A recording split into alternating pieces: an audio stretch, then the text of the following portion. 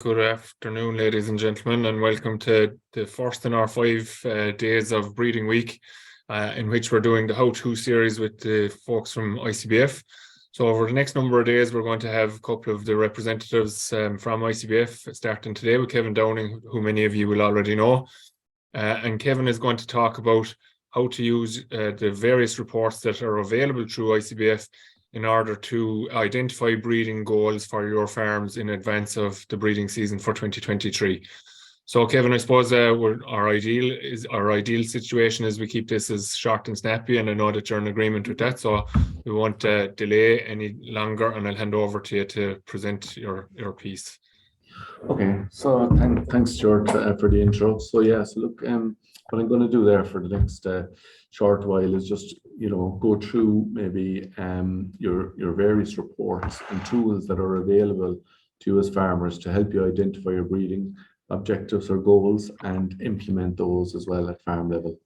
So I suppose the intro there, I just want to cover following a couple of topics. First of all, what is EBI delivering nationally and at farm level? What are the breeding objectives that dairy farmers have, and how to interpret your EBI report, because that's one of the key reports to help you decide where your strengths and weaknesses are within your herd, and to set breeding goals to try and correct those weaknesses. The other one then is looking at your other reports that will help you define your goals. So for example, calving reports would be another example of a good report that you should use.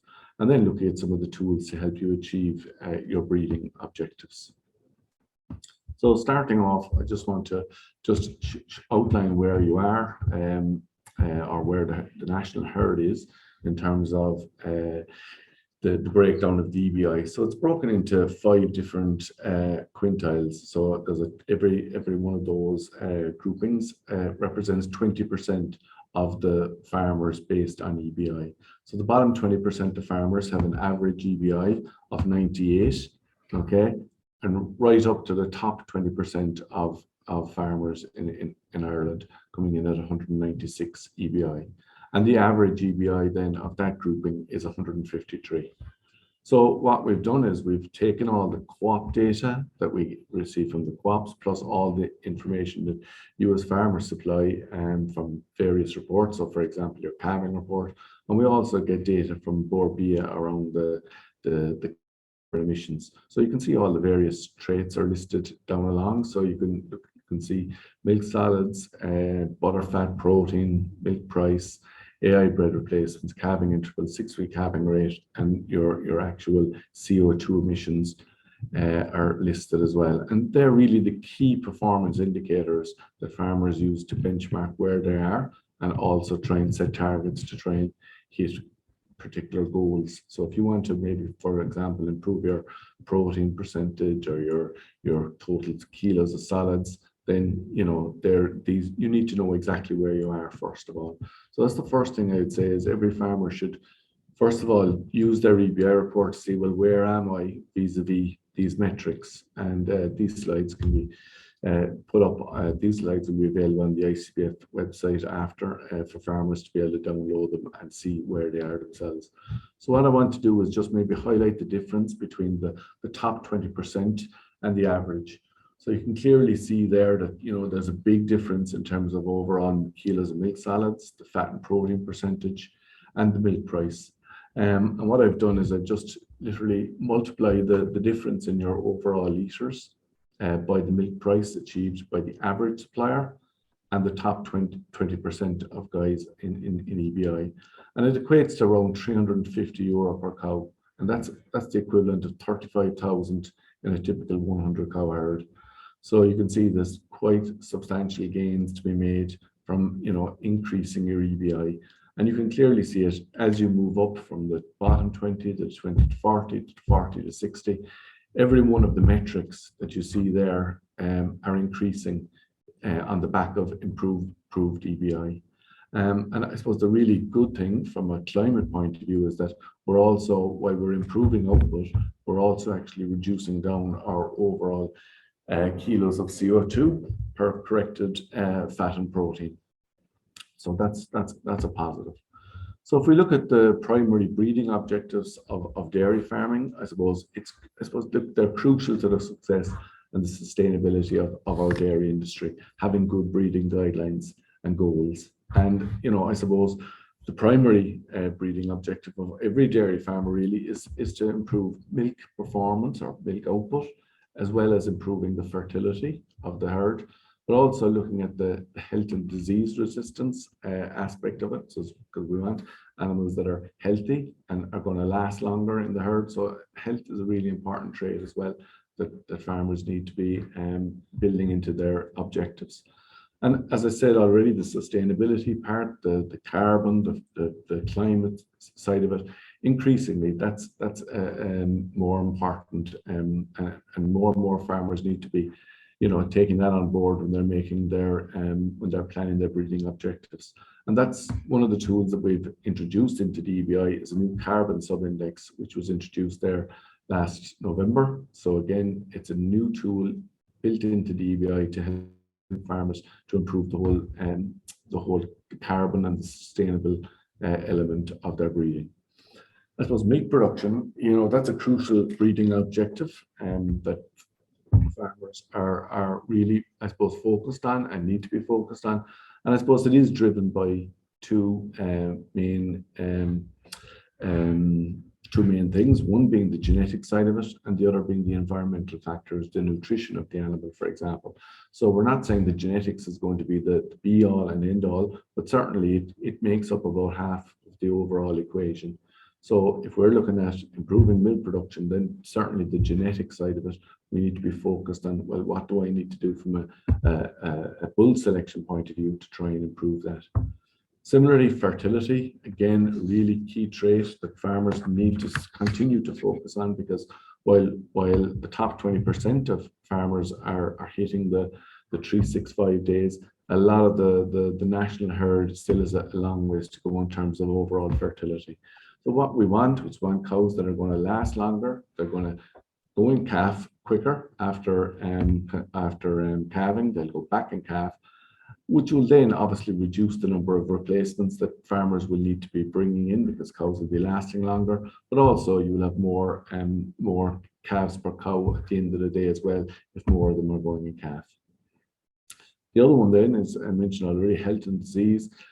Having animals that are more resistant to mastitis, to lameness, to TB, they're really important if you want to be profitable, because having cows that are very fertile and producing lots of milk, but if you've big SCC problems or mastitis problems and lots of lameness, then they're issues that farmers need to address. So there are tools within the EBI to help you identify where you currently are and pick bulls that is going to improve where you need to improve your own herd's position. Sustainability, as I mentioned, we need to lower our environmental impact nationally. We also need to improve animal welfare, that's a given, but also the dairy beef integration, and that's integrating the dairy animals that we produce into the beef side of the house. Because without the rearers to rear these calves, well then, it'll be back on the dairy farmer to have to rear them. And that's something that dairy farmers, don't want to be in a position to do. So as a result, we need to be breeding good quality beef from the dairy herd also. So Kevin, is it fair to ask, just in relation to the sustainability, like obviously with the milk production and the fertility, and you've mentioned how the health is becoming so important as well, not that it wasn't important before, but it's just like with that longevity coming through the fertility, the health is becoming more important there. So there's a lot of things that people are going to have to be trying to balance here, or and I don't always like saying it this way, but if we just go for high EBI, will we generally pick up a lot of the sustainability piece with it, or do we have to be careful with it? Yeah, no, you do need to be careful with it, and high EBI, and I can show you examples too of you might be just going, you could still have a high EBI herd and maybe not picking up one of those metrics and maybe not focusing And like the dairy beef being a good example where, you could have, good metrics in terms of milk fertility, but actually might be still quite poor on maybe the beef side of the house, or, you might be quite poor on the maintenance side, or even in health as well. So, it's trying to strike the balance, as you said, and trying to bring them all on. And that's what the whole breeding objective should be, is not to try and forget about one or two particular traits within the EBI. It's trying to breed an animal that's going to be good in all the traits, because they're all of economic value to farmers. Okay. So here's an example now, Stuart, and you asked, well, where's the balance, and you could still have a high EBI, and here's an example of a dairy herd with the exact same EBI, okay, 164, which is a nice bit above the national average. But if you look at the makeup of it, it's a very different makeup in terms of your milk. So look at the milk and fertility. One herd is very, very strong in milk and weak in fertility, and the second herd down underneath has a milk subindex of 10 and a fertility subindex of 80. So it's very much skewed towards the fertility. So, if you were looking at your breeding objectives, one of the herds would be looking at maybe trying to improve the fertility side of their herd. And the second herd would be looking at maintaining the fertility, not losing fertility, but increasing milk at a more rapid rate. And the same trait for other traits along. This is another example, similar EBI again, same EBI. But again, if you look at the milk subindex, it's the exact same milk subindex. But if you look at the actual makeup of the kilos of milk solids, very different. So again, if you were picking bulls for the top herd, well, then you need to be choosing bulls that are stronger in milk, overall milk kilos. If you want to maintain that figure of 142, well, then you need to be choosing bulls in and around that figure. Similarly, the herd in the bottom coming in at minus 117, if the herd is happy with the overall milk output, well, then there's no need to increase the kilo of milk. They can just pick bulls in around that figure, and that should maintain the herd at that level. So, and Kevin, what's the zero actually represent? So you're minus 117. What's that going to look like in a very controlled environment where the cow delivers exactly what her genetics are? And that it all depends, Stuart, on the management end of it. And some of these herds, they will be producing the same overall volume, but they could have just very different kilos of solids then on the back of that. So it's very much dependent on the management side of it. But like the genetic potential of the zero cow is probably 6,500 kilos as a mature animal. No problem. And that's the point, is that there's herds that are minus in milk kilos that are producing 6,000 kilos of milk, and no problem whatsoever. And similarly, there's herds up at 50, 60, 70 for milk, and they may not be producing the 6, but certainly there is at zero, there's ample scope to produce plenty of volume. I suppose, and what we really need to be looking at and focusing on is improving the overall kilos of milk solids. So, and the final one that I'll just highlight to you, just in terms of EBI, is just here where we have the exact same kilos of milk, but again, very different in overall milk subindex. And again, that's down to the percentages. The bottom herd has far higher percentages in terms of their herd makeup. So the first point is you need to know where you're at, and to know where you're at, you have to study that EBI report, and it's just one line along the top that you just need to take on board. And we also have, I suppose, a scorecard on the second page of the EBI report, and that gives you a picture of your overall herd and how it ranks with the national average. And that's the national average of herds that are in HerdPlus. Okay, so it's coming in at 160. I suppose all herds is closer to the 150 mark, but in terms of HerdPlus herds, it's coming in at 160. And then the top 10% of herds are hitting 195. So, you need to be looking at using that top 10% as a target. Okay. And if you look at this particular herd, so sorry, apologies. If you look at that herd, it's very good in milk, very good in fertility, very good in calving, very good in beef, but it's very poor in maintenance and overall carbon subindex. So if I was looking at, well, how do I maintain where I am in terms of the 5 stars? But look at bulls that are going to give me more of emphasis on the maintenance and the carbon, and certainly in health as well. That's the focus that I need to have to try and improve that metric. Another example, very similar herd again in terms of EBI, but again, the fertility is weak in this herd. It's coming in at 3 stars. So again, focusing on, bulls that are going to give me a bigger bounce. So you need to be focusing on bulls that are really good. And in this herd, very poor on beef and really good on maintenance. So again, it's trying to strike that balance, not going too extreme in any one direction. And the final one here then, again, is just the opposite scenario. Again, really good on fertility, but poor on milk. So again, in this herd, I need to be focusing on bulls that are going to push on my milk score from where it currently is.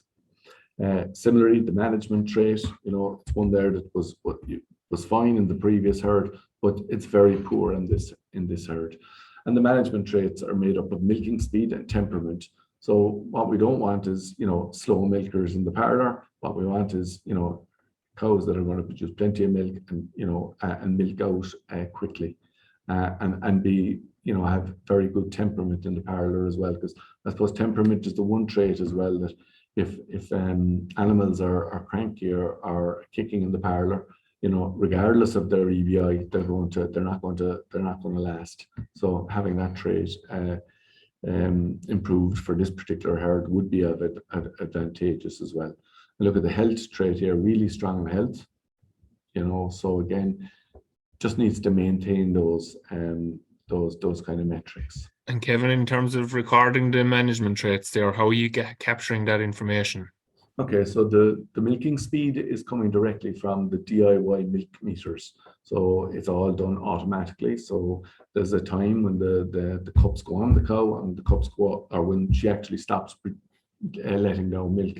So all that's analyzed then, and we're able to identify then, over thousands of cows, which bulls are of quick milking speed and which ones are slow on milking speed.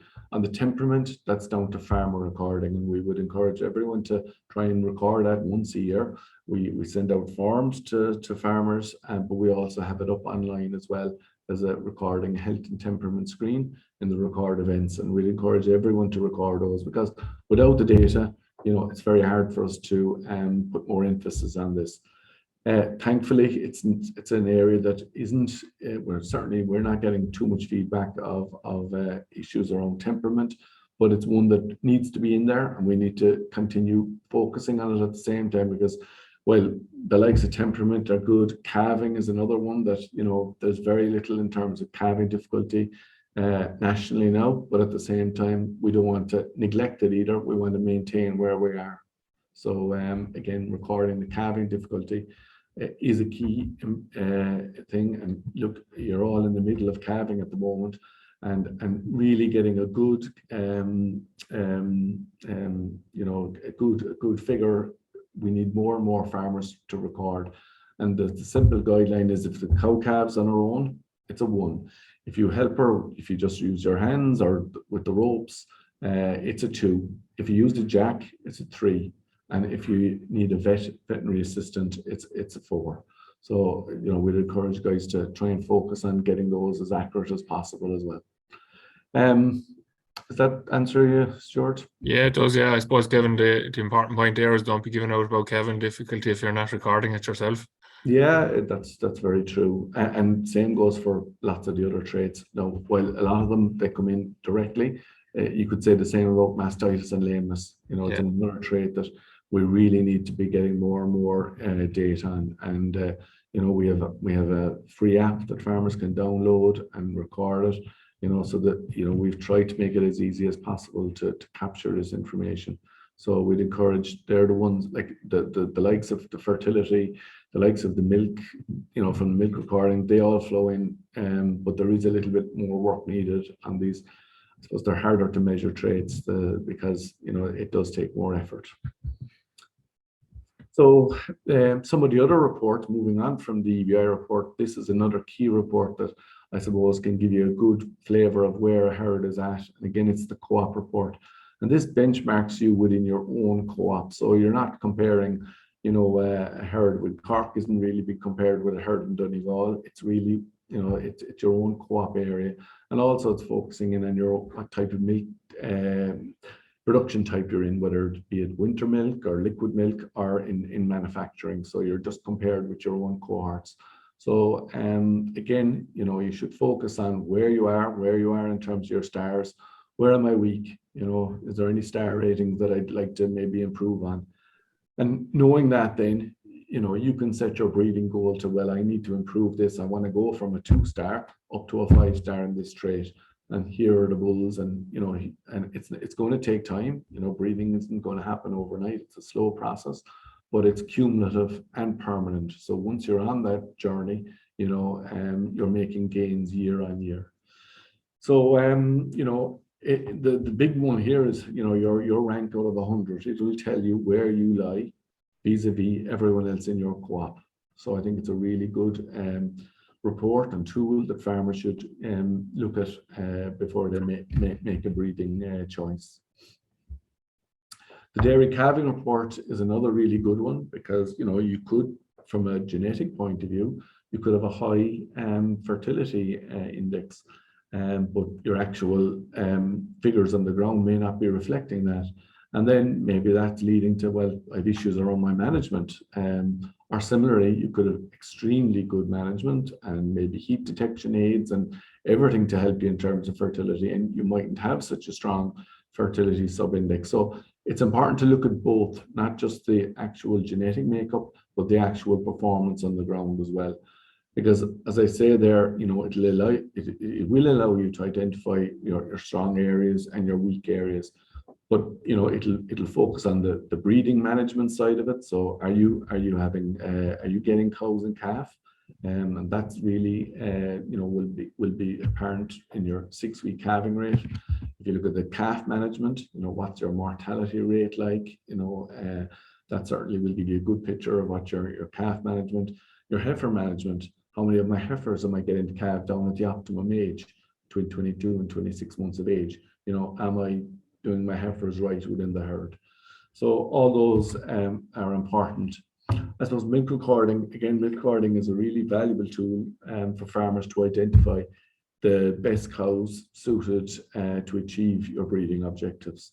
And again, identifying your high and low milk producers, be it on milk yield, if it's milk yield your focus is on, or if it's protein percentage, for example. So again, the really good thing is that more and more herds are engaging in milk recording, and we're up over 65% now at this stage. So farmers are getting the message, but it's making sure you use the reports and identify cows that are your poor performers.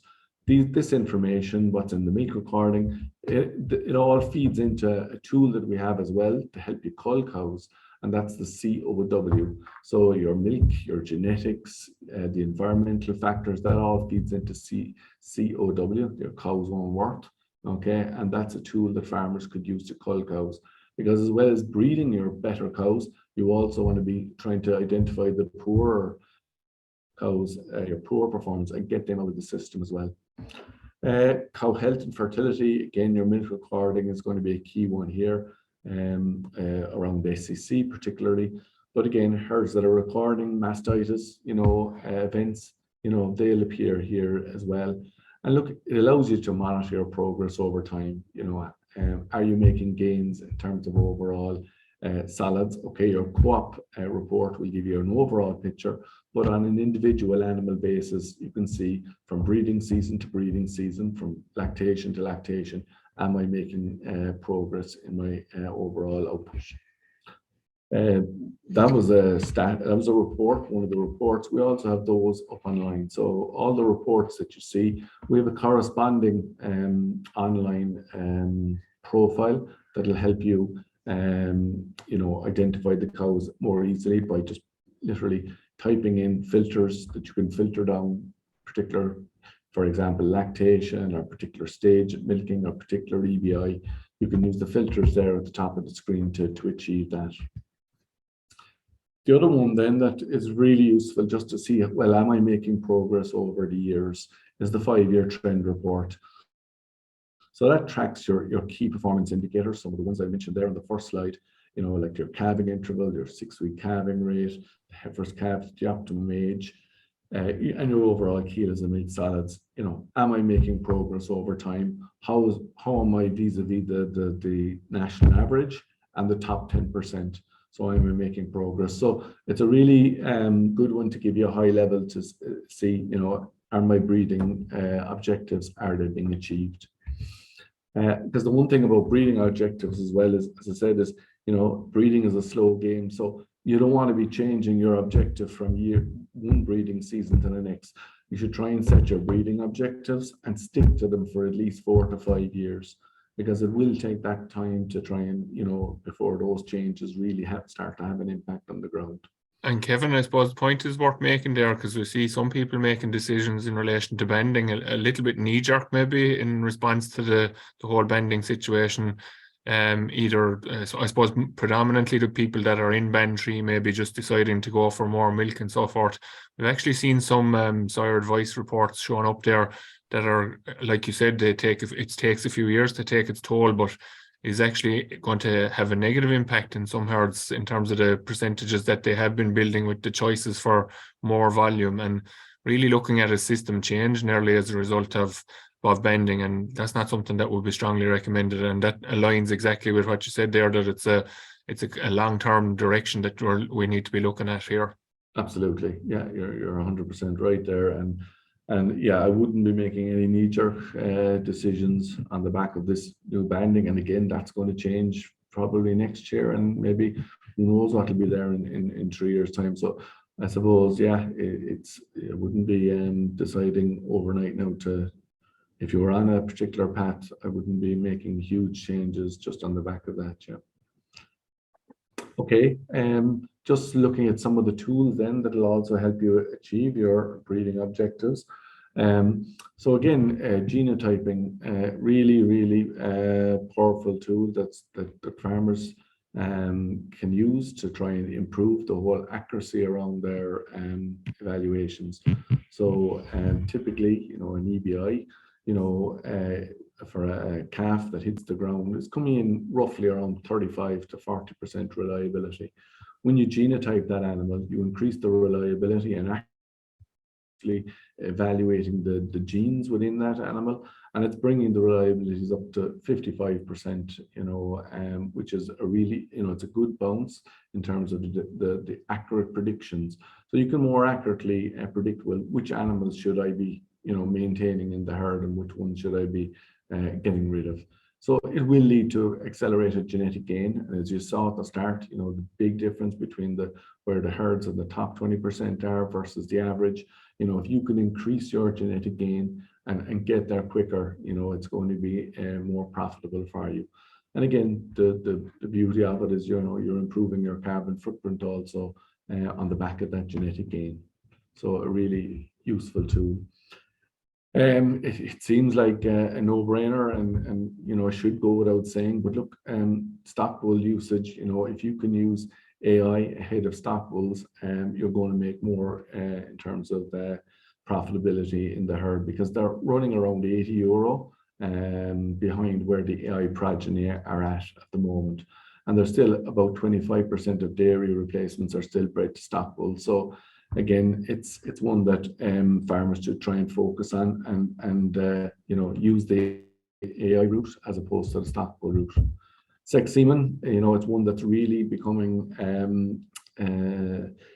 more prominent, and certainly we're seeing more and more farmers engaging in sex semen, and we would strongly recommend that farmers should look at it. It may not suit every herd, but they should strongly consider using some of it this year to generate some of their dairy heifer replacements, because again, you can target your highest EBI animals in the herd, and breed from those. So you're not maybe necessarily getting a bull calf from those, you're getting your highest genetic animals are producing your next generation to replace them with. So what we would say is if you are using it, use at least 2 straws to achieve a dairy female. Dairy beef index, and I mentioned it earlier in the context of the whole sustainability thing, we do need to put a big focus on it this breeding season to try and breed. Okay, if we're using sex semen, we're using that on our highest EBI animals, but all the rest of them should be getting a high DBI AI bull. Okay, and what we're kind of saying is a target of 150. Anything below 150 from the very start should be targeted with a beef bull, with a high DBI value, and not just on one particular trait being the calving. You need to focus on the beef end of it as well.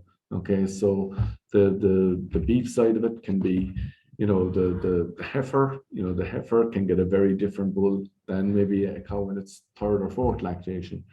Because the calving difficulty tolerance for a heifer will be a lot lower than maybe a cow in its 4th or 5th lactation.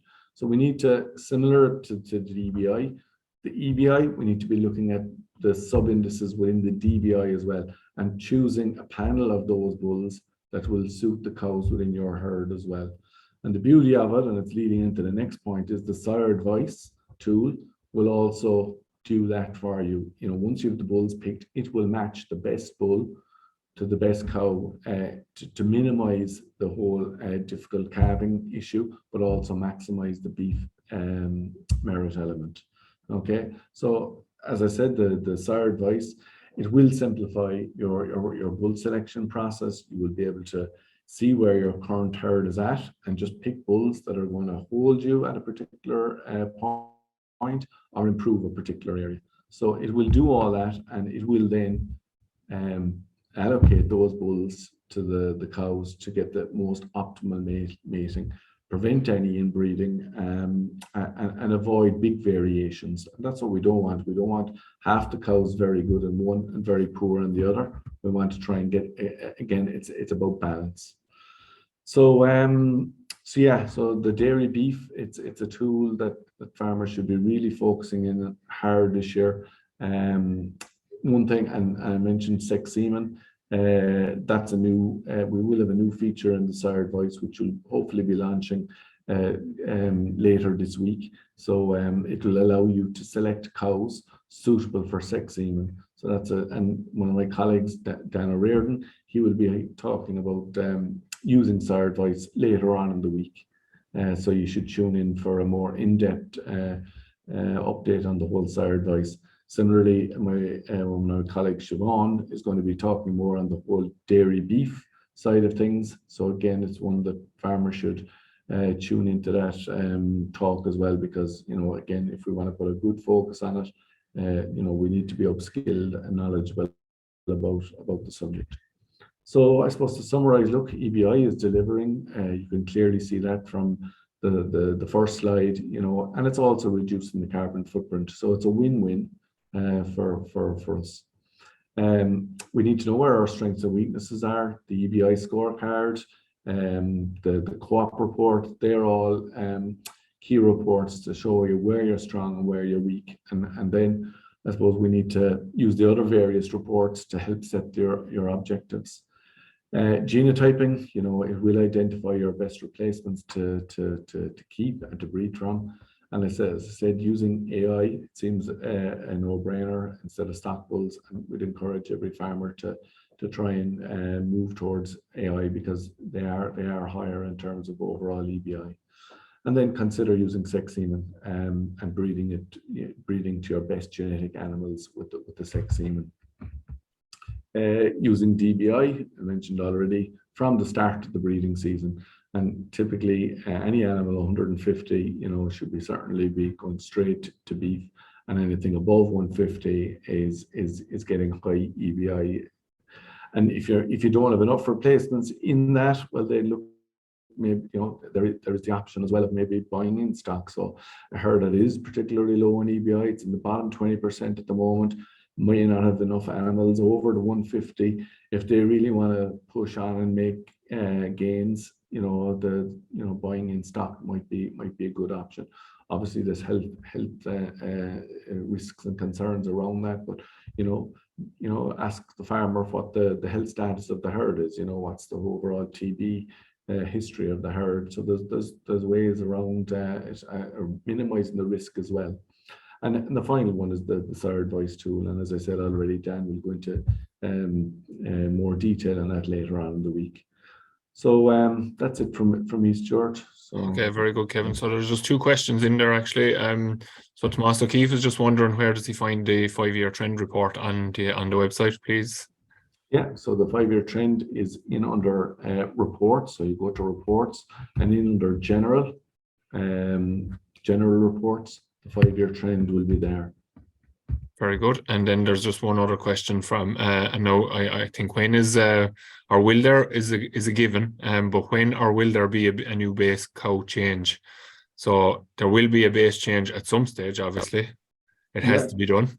Well, actually, it doesn't have to be done. Figures just continue to rise and increase. So, but typically we do like to move the base so that you're, I suppose, dealing with a more reflective cow of where you are, in the last 5 years. So there's no plans at the moment, but I would anticipate within the next 2 to 3 years probably, but at the moment there's no plans. Okay, very good. So I suppose to sum it up, Kim, I think I might just ask you to go back to that very first slide that you showed, because I think that tells a very, very strong story in relation to the power of EBI. And I suppose you have it highlighted there. We can see that there's a progression there in terms of both litres and solids, and in terms of the percentages of that milk and the consequent milk price that people get, and all the obviously KPIs as we talk about in relation to breeding then are all being delivered there in that top 20%, and they're improving as we go from the bottom 20% up to that top 20%. So it just really highlights like there have been detractors of EBI obviously down through the years, and they probably still continue to be out there, but EBI is definitely delivering for the industry and is the envy of many other countries really. So it's important to point that out, I think, and you probably didn't even lay enough emphasis on that maybe there at the very start possibly. Yeah, and apologies if I didn't. And like if I was to focus on the bottom 20 versus the top 20, you're looking at 4.5 cents a litre of a difference between those. And if you equate that with their actual production and multiply it out, the 35 goes to certainly well over 65,000 euro of a difference. So that's what's happening on the ground, because they're the figures that we're getting from the farmers. They're the actual figures. So there is 60-odd thousand between the bottom and the top. Yeah, and I suppose the other thing is the other point that I'd be picking up from you as well is that those people that are using bulls to breed replacements, like you just need to think of it in the context that you have maybe 1 or 2 bulls there for your herd of cows. They're not suited. Like you can match AI bulls to suit the cows that you have. That EBI figure that you've emphasized there that people need to look at is actually showing what the average of the herd is. So there's a lot of stock above it and there's a lot of stock below it. And to have a stock bull that's going to be able to cater for all of those is impossible. So like I would actually strongly suggest to people that they should, if they don't want to go doing AI, they should actually be looking to buy their replacements, like you said, and maybe use a very high quality beef stock bull where you just need to focus on the 2 traits, like you said, that he's easy calving, but also delivering quite a good beef merit then and afterwards. Again, the problem there being that bull may be suitable for the mature cow, but may not be suitable for the younger, lighter second calf or first calf or that type scenario. So AI just like it's actually very cheap when you think about it in relative terms, what it does, given that bulls cost so much and can go wrong and so forth as well. So there's huge merit in looking at the power of EBI and DBI to deliver very high quality dairy replacements and also beef genetics as well to the beef farmer, which is all part of that circular economy. So a very comprehensive piece overview, I suppose, Kevin, there. And as you said, Dan is going to talk tomorrow about the identifying the cows for dairy AI, sex semen and beef AI. And obviously Siobhan is going to pick up on the beef AI on Wednesday. And Dan will pick up again then on using sire advice, and Brian is going to talk about recording the fertility stuff on Friday. So thanks for coming on today, and we hope that everybody that was tuned in will tune in again over the next number of days again. Hope you got value from it, and thanks for the couple of questions that came in there. So thanks, Kev.